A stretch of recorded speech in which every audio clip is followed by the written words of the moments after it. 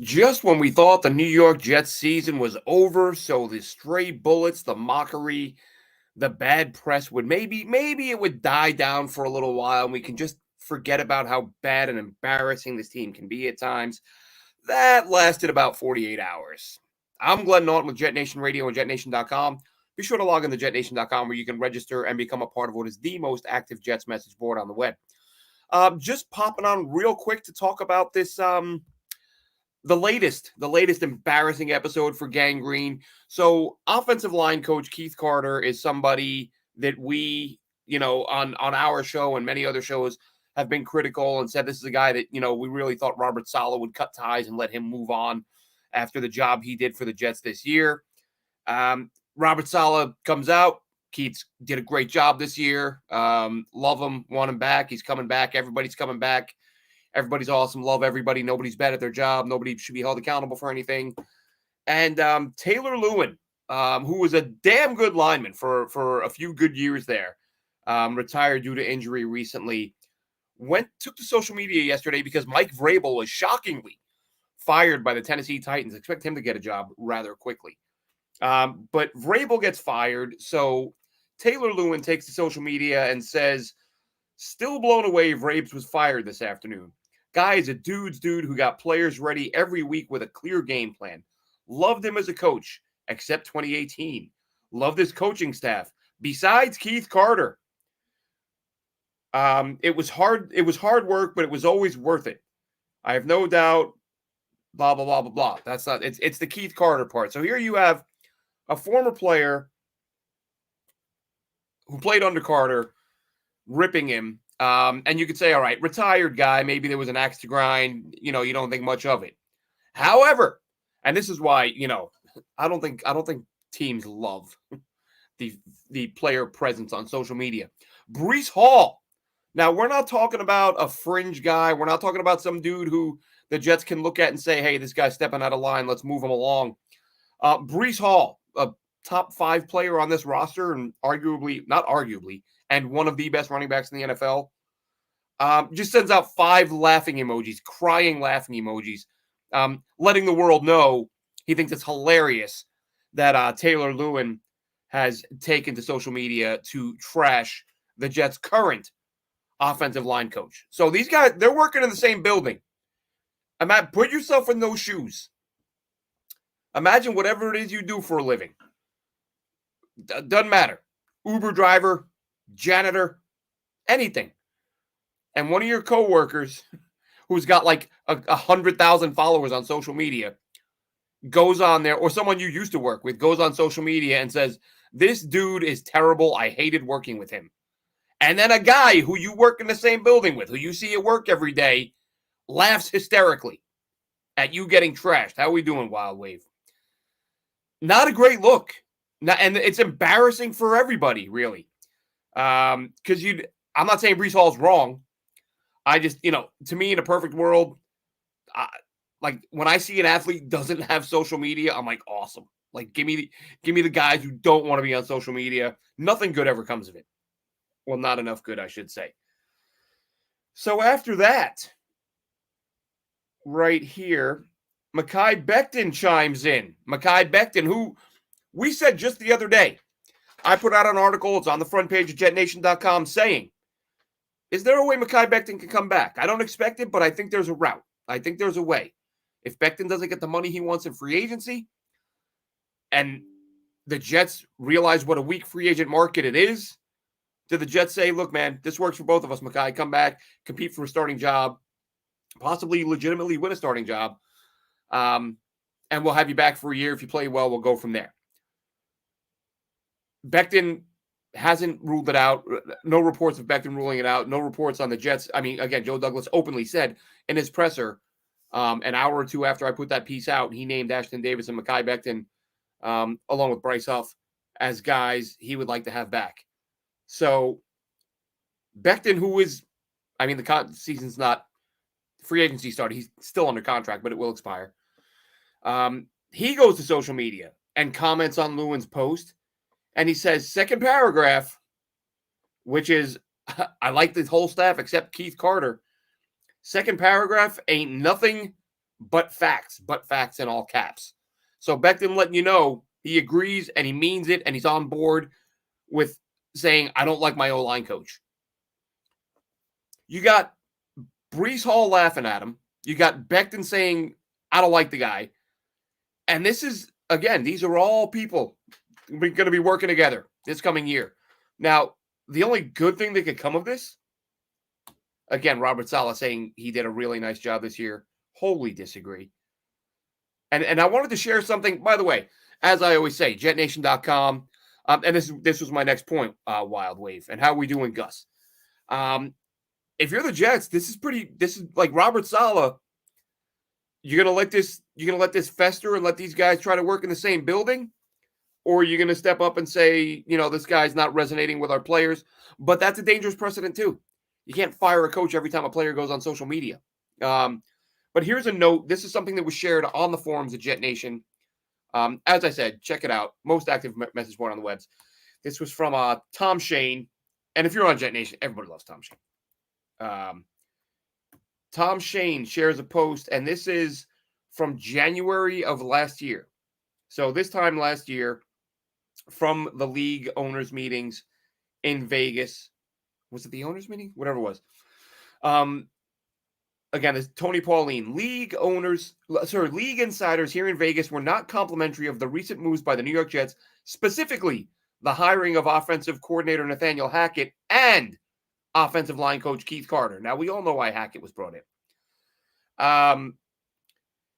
Some were extremely harsh on the hiring of Carter, and as one source told Pro Football Network on Saturday, it seems as if the Jets have a, quote, death wish with the hiring of both. I mean, listen, I believe it was Tony Pauline. He's another one of those guys. He puts a lot of stuff out. Most of it doesn't come to fruition. But this one, he hit the nail on the head. And I don't know anybody who was excited about either of these hirings. Hackett was terrifying as a hire. And Carter, to me, was more of a, look, I haven't watched a ton of Titans. Not going to pretend I know a great deal about what he runs. And not a name you hear in circles, the highly respected guys whose names you hear get thrown around all the time. His wasn't one of them. And again, he was let go by Vrabel, big on accountability. So the hire itself was reportedly laughed at by the rest of the league. And now the coach in place after a year is still being laughed at by former players, current players, and in the case of Brees Hall and maybe Mekhi Becton, future players, guys he's going to have to work with next season. Is Joe Douglas and Saleh lame ducks? I don't think so. I think, we're going to talk about that a lot this offseason, Gus. I think a lot of what happens moving forward is going to depend on, I think Woody Johnson, and, this is, as I say all the time, owners are, they're billionaires, but they're not X's and O's guys. They're not football coaches, with the exception of, Jerry Jones played at Oklahoma. Jerry Jones knows football.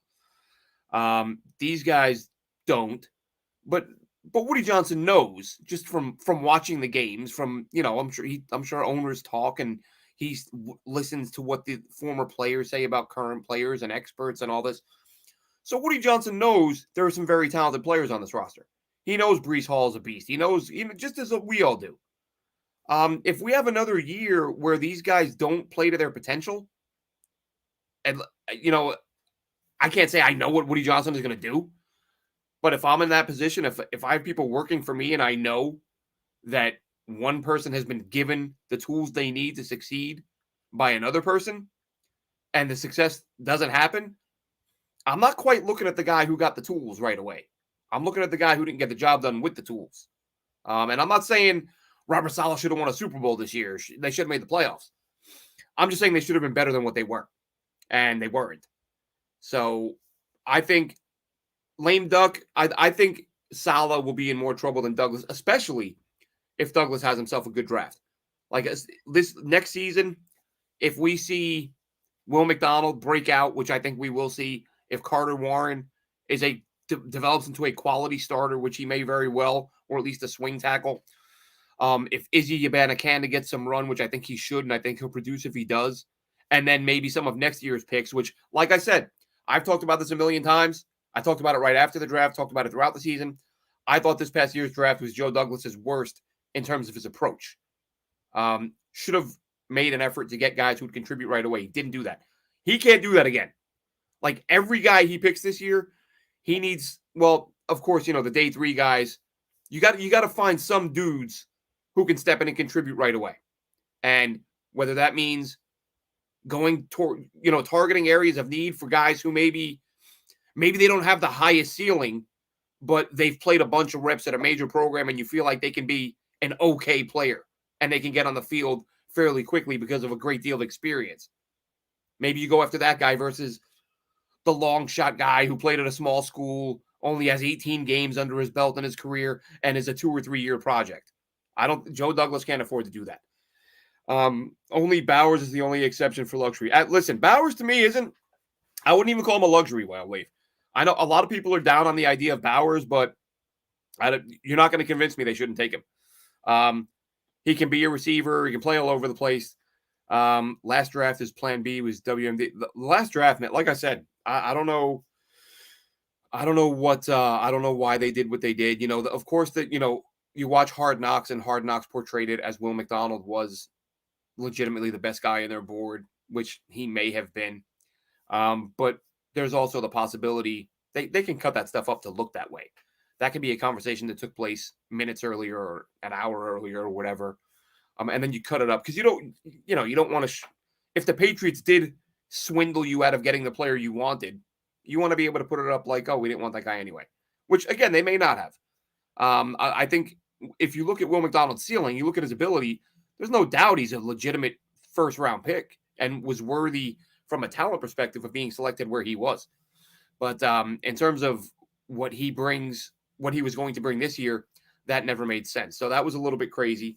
But we'll see what happens this year. Again, this year's draft. So getting back to that point, I think if Douglas finds another 2 or 3 guys who contribute right away next year and play well, and then 2 or 3 guys from this previous class, again, Izzy, McDonald, Warren, these guys, I think that basically that puts them in a spot where they're going to look at Joe Douglas and say, you're consistently finding a few players every year.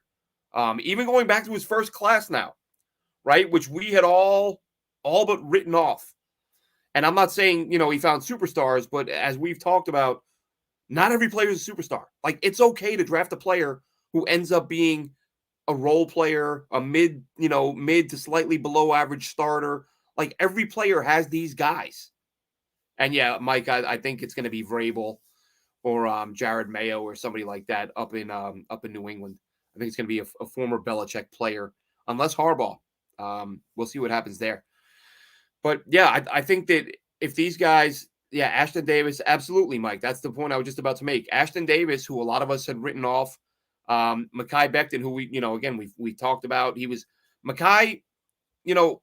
Also have to take into account. We've talked about how bad he was down the stretch. Like, he was inconsistent and spotty during the year, where you're like, he's got to be better than this. And then he had that 4-game stretch where he was terrible. He literally looked like a dude who didn't belong in the NFL, and it was bad. It was as bad as it's ever been for him. And then he finishes the year on a really good note. Played really well in New England. Most of Breece Hall's rushing yards came to the left side. I think 107 of the 178 came on the left side. Becton played well, so the Jets, because of a free agent pool that isn't that deep, maybe Becton comes back, and maybe he wins a starting job. So then you're looking at that first draft class that looked, again, this time last year, there were a lot of people who thought that draft class was going to yield 0 players and everyone was going to be gone. Now there's a chance that Becton comes back, that Ashton Davis comes back, and let's not forget Bryce Hall. I mean, again, depth piece, 5th round pick, only played 1 game this year, significant reps in 1 game, and played really well. I mean, if you can get yourself a quality backup corner, that's not all that bad. So again, Douglas's drafts haven't been, and I talk about this. I think Madden, I think fantasy football has ruined people's perspectives on what drafts should look like. People don't understand that every GM in the NFL who was around for more than a few years is going to have classes that yield you nothing. You can have the best GM in the world. You could have the best GM of all time. They're going to have some years where they get no players. Or maybe they get 1 out of 2 or 1 out of 10 or 1 out of 12.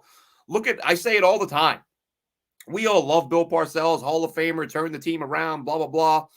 We all remember the class that was so good with Abraham and Ellis and Pennington and, with all the first rounders. Look at his other drafts with the Jets. Bill Parcells had 2 or 3 drafts that were on par with John Idzik. I'm talking 11, 12 players, one decent player out of the group, 11 or 12 picks. And he did it. I think Parcells had 3 drafts with 10 or more picks, and almost all of them yielded, I think, maybe 1 to 2 players. I think like he got Fabini one year, I think was the only good player. Another year he got Jason Ferguson, who was the only good player, and Ferguson was a projected 3rd or 4th rounder who smoked pot and tested positive at the combine when it was a much bigger deal back then than it is now. So Jason Ferguson fell to the 7th round because of drugs, marijuana. So that was, I think, the one good pick Parcells had that year. So it is not uncommon for NFL general managers, good, great, bad, terrible, Hall of Fame, best ever, worst ever, to have entire draft classes where they only find a player or 2, and maybe none. That happens. So when people say, oh, Joe Douglas had this draft this year, didn't find a player. Yeah, like everyone ever to do the job. I hear people say, oh, he never finds players outside the 1st round. Breece Hall wasn't a 1st-round pick. Michael Carter wasn't a 1st-round pick. There are guys on this roster. Again, not Hall of Fame guys, but solid rotational players that you get later in the draft, whether it's Michael Clemens. You get guys, again, Bryce Hall, who I mentioned. You find guys later in the draft who contribute. And that's what Douglas has done. Listen, if you're a Jets fan who can't admit that this team did not get the most out of their talent this year, then okay. I don't know what to tell you. If you're watching the games and you're thinking, yeah, that's the best they could have done, that's up to you. UDFA situation's been really good. That's another thing we don't talk about often enough. Xavier Gipson got better as the year went on. He wasn't perfect. He had some drops. But again, a UDFA learning his way. There's going to be mistakes. You can't expect perfection from these guys. Mike says Douglas is legit. I like Saleh, but he concerns me. Look, I like Saleh too. I like Saleh the person. The coach, no, I'm out on Saleh. Unless he has he needs to go on a darkness retreat this offseason. Maybe sit down and meet with a guy like Bill Parcells and talk to great coaches who explain accountability and the importance of that. Anyone can change. Anyone can adjust their style. It's it's harder for some than others. But listen, I hope Saleh changes. I don't dislike him. We're getting a few comp picks. Yeah, projected to get a 6 and 2 7s. So they'll be very late picks. But again, those are guys you get that late. No different than it basically means your top priority UDFAs. Instead of hoping that they'll sign with you when you're making those calls late in the draft. Hey, we'd love to have you if you don't get picked. Well, you know what? Now you got 2 7s. So maybe you take the top guys and those get taken. What do you think the Jets spoke to Garrett about? Look, I would imagine, listen, reassure him. Let him know, hey, man, we know this year didn't go the way we planned. Aaron. They probably mentioned Aaron Rodgers a whole lot because he's the guy that basically, and this is what I said, Chris Schubert and I spoke about this not long ago. I talked about, this great class, Joe Douglas's top draft class, and these guys will be eligible for new contracts after next season. And does Garrett Wilson kind of try to shoot his way out of town? And not even that, because he just say, look, if you want me to stay here, I need an insane amount of money because this is a disaster. You hope that having Rodgers around prevents that. Malik Neighbors, T. Higgins. Malik Neighbors, I would say, going another direction. So I don't think he's a guy they'll consider. I shouldn't say he's not a guy they'll consider. I wouldn't. I would go Brock Bowers, offensive tackle, or trade down. A very wealthy philanthropist. Congratulations. Jeez. Let's see. You think we're trading Huff for the loss? That's my guess. I think they have enough needs and not enough picks to fill them. And if you're going to make deals, you got to deal from a position of strength. And the Jets have, they've got JJ, who just had a monster year. They're going to have Will McDonald getting a ton of reps. He'll see hopefully that same type of increased production next season. And that leaves Huff as a guy that you can deal and not. I mean, he's going to command 15, 16 million, as he should. But I think that he's a guy the Jets are going to have to tag and trade, move him along, and get that second round pick that they lost on the Aaron Rodgers deal. As far as T. Higgins, Mike, he'll be a target for sure. But, the thing with free agency, I hear people throw names around, and I say this all the time. Like, when people get mad, like, oh, we didn't sign this guy. Yeah, because the guys, they get to decide. They don't, it's not like, hey, T, the Jets want you. All right, well, I guess that's where I got to go. No, it's, hey, T, 14 teams want you, and they're all offering you a bunch of money, and it's all kind of in the same neighborhood. Well, we don't know what T. Higgins' priorities are. I mean, everybody wants money, right? But maybe he's saying, well, the Jets are offering an extra $1 million, but I got a team down here offering $1 million less, but it's tax-free, and it's closer to home. Or it's close to where I went to college. Or it's near where my family lives now. Or it's with a team that I think has a better chance to win. It's a team I grew up rooting for that I'd like to play for. There's a million factors. Money is usually the number one factor. But don't expect Joe Douglas to go out and say, well, this guy is getting offers of 11 and 12 million a year, and we really want him, so we're going to offer him 19 to lure him here. Not going to happen. They can't tag Huff. Why can't they tag Huff? They can tag Huff. They can't risk paying him $20 million a year. No, they can tag him and move him, and then Huff can work out a deal with the acquiring team, an extended deal. Let's see. So yeah, and I think Joe Douglas was asked about tagging him. He said they hadn't decided yet, but obviously hadn't ruled it out. So they can tag. I mean, I'd be surprised if they hit him with a second round tender last year. I don't know if they can do that again. There's certain stuff you can't do consecutive years. But second round tender last year, they could tag him this year and tag and trade. It letting him walk out the door, getting nothing this year. I know they would probably get a 3 or a 4 next year as a comp pick. But you've got to do better than that. In that case, keep him. Like, you can't just let him leave for a 3rd or 4th round draft pick. That would be a disaster. But that's going to wrap this one up. Was just going to come on and talk about the Keith Carter thing because it's a big deal. I mean, there is the chance Robert Saleh says, you know what? We got X amount of months till we're together in the building again. We're going to give this time to die down. No, I meant to correct myself there. Wild Wave. I shouldn't have said he's not an option.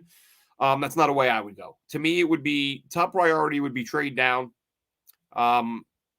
Well, really be between Bowers and trade down or offensive tackle. A receiver in that spot.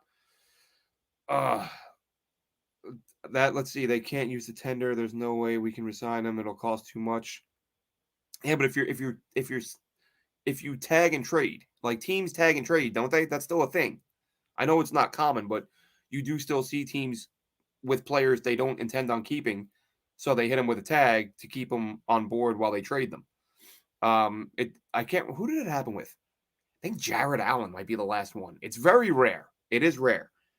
But I don't think the Vikings tagged him and then took like a $25 million cap hit to trade him. I don't think that's like I said, teams have done it. I don't think they take on the cap hit for the potential salary. As far as Neighbors, sorry, Wild Wave. I just don't see a situation where, I think it's going to be offensive tackle or Bowers, basically, in that spot. I mentioned yesterday, yes, the Jets. I think receiver is something they'll address in free agency. Hard to say now who they'll get. I think one guy that really isn't being talked about, who I would like to see them at least kick the tires on, is Donovan Peoples-Jones, guy who I really liked out of Michigan a couple years ago. Had a really nice year with the Browns 2 seasons ago. Was only in his second year, had 860 yards, something like that, and just fell off the face of the earth this year. So I don't know what was going on in Cleveland. Why are we eager to get rid of Huff? Nobody's eager to get rid of Huff, Mike. I've said before that, when I talk about dealing Huff, it has nothing to do with not wanting him. It's just kind of understanding resource allocation, right? Like, what do you have and what do you need? You need draft picks or players, but face it, teams want picks because you get the cheap players. And you have pass rushers. You've got 3 pass rushers. And you could try to hit on another one in the draft at some point. and especially with Quinnen Williams up front, he's the guy that makes that all go. It's Quinnen demanding those double teams all the time that make life a little easier on those edge guys. Not to say that they're not good, of course, Huff and Johnson, and they're very good players. So it's not about being eager to get rid of Huff. It's about looking at what you have and say, what do we have in our arsenal that we can use to acquire what we need, which is draft picks. So I'm not eager to get rid of him, but I think he makes the most sense. Are you wondering Adams? Adams for the right price, sure. OBJ, no. OBJ's washed. He's not he's not a good dude. I mean, I know that not everybody's a choir boy, and there's bad guys in the NFL. There are, and sometimes they land on your team, but I kind of like to have as few of those as possible. Praying we don't trade. I'm not praying we don't trade for Adams. I'm praying we don't overpay if we trade for Adams. Like, if they want they want that 10th pick, they can take a hike. He's an old guy, ton of miles. I'm not doing that. Who can replace Keith? Listen, nice question, M. Loon, but I mean, Saleh says he's staying, so that's I don't know. Mike says with competent QB play, every skill position player production. Well, that's the plan. I think Garrett Wilson, not only because of his talent, I think he's so raring to go and play with a good quarterback. I wouldn't rule out 1,700 yards for him next year if Aaron Rodgers stays on the field for enough games.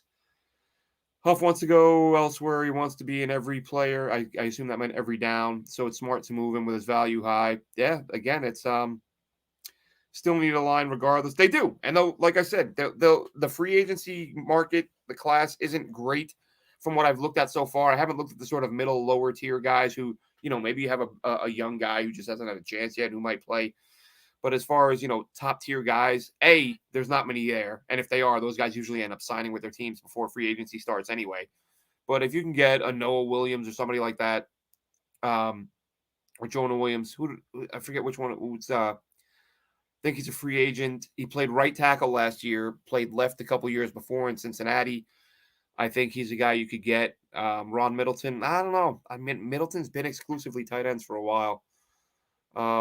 I wouldn't be upset at 3 years, 15 per for Huff. Yeah, it's not unreasonable at all, Mike. I don't know why. I just kind of had in my head for a while he's going to get 17 million per, but we'll see how that pans out and where it happens. I again don't want him to leave at all. I would love for them to find a way to keep him, and they also have to plan for the future.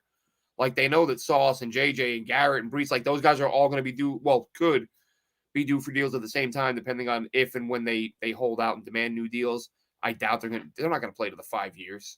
Everyone talking about 5 years of control for first round picks. Not the high end guys. Those guys can start making noise after year 3. Who should they sign as an offensive consultant? Oh, look, I haven't really given that any thought, to be honest, because I don't know if they will. I think they feel like Rodgers is the offensive consultant. Like, Hackett can put a game plan together, and Rodgers is just going to audible the line when he doesn't like what he sees. When he doesn't like the call. So I don't think there will be a consultant. Aaron Rodgers will be the consultant. And not a bad consultant to have when you look at the results he's produced in the past in that offense. So we'll see how it goes. Like I said, went for an extra few minutes there. Thanks for tuning in. Thanks for taking part in the chat. And we're all going to be watching now, Robert Saleh. You're going to keep this guy on with your players openly mocking him on social media? Or do you just say, don't worry about it, Keith, we're going to let it blow over. It's all going to be forgotten by the time we all show up for OTAs and things like that. Rodgers, too much power. I agree. But look, that's what you were getting. That's what you were getting when you brought Aaron Rodgers in. Ton of control. Had someone tweeted me a few minutes ago that there was no list and nothing. Aaron Rodgers didn't want all these guys. Aaron Rodgers didn't want Cobb and Turner and Malik Taylor. And I mean, come on, man. There's a person that believes that somehow. Anyway, that'll wrap it up for this one. Have a good one, Jets fans. Wednesday night, which is that tonight? What day is today? I don't know. Might be tonight, tomorrow. I think it's tomorrow. Whenever it is, myself and Chris Schubert will be live, Jet Nation Live, talking about all of this and more. Have a good one, Jets fans.